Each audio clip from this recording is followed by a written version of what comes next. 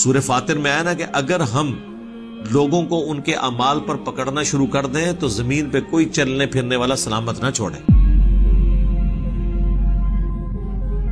लेकिन हम कुछ अरसे के लिए ढील देते हैं, चांस देते हैं। अल्लाह बंदे को चांस देता रहता है। इस तरह के इंसिडेंट के बाद जो है ना, सिर्फ वीडियो शेयर करवा के रोना पीटना डाल लेना, दुख का इजहार कर लेना, इसमें से निकाला क्या?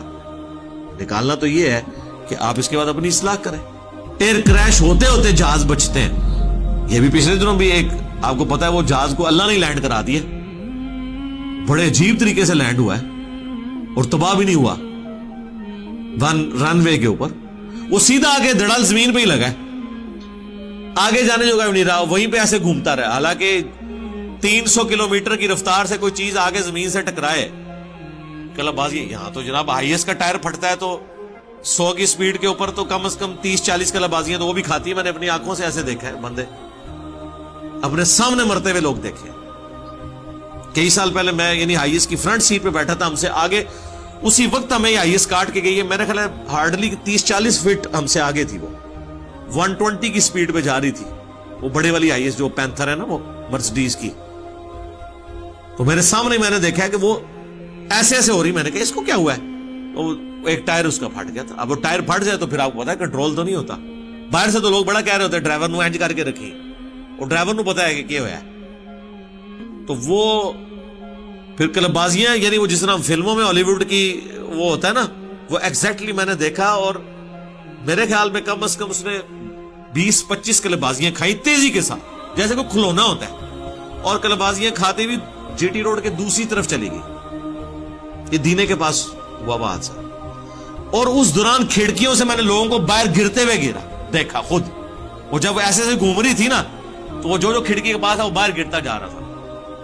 एट द स्पॉट कोई कम से कम 8 या 9 बंदों की तो डेथ हो गई थी। ये तो मैंने अपनी आंखों से देखा। अब मेरी गाड़ी भी हो सकती थी, ड्राइवर भी नहीं बचा।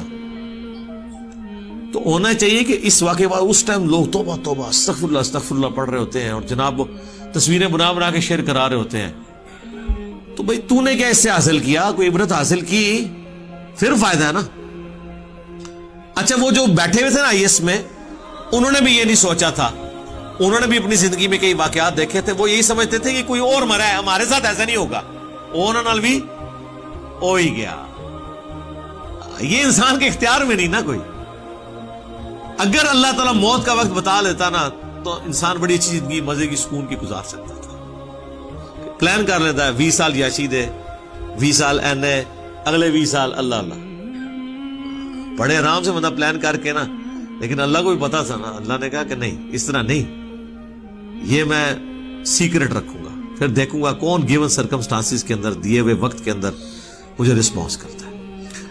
अल्लाहुम्मा मन अहयैतहु मिन्ना फअहयिही अलल इस्लाम व मन तवफ़्फ़ैतहु मिन्ना फतवफ़्फ़हु अलल ईमान।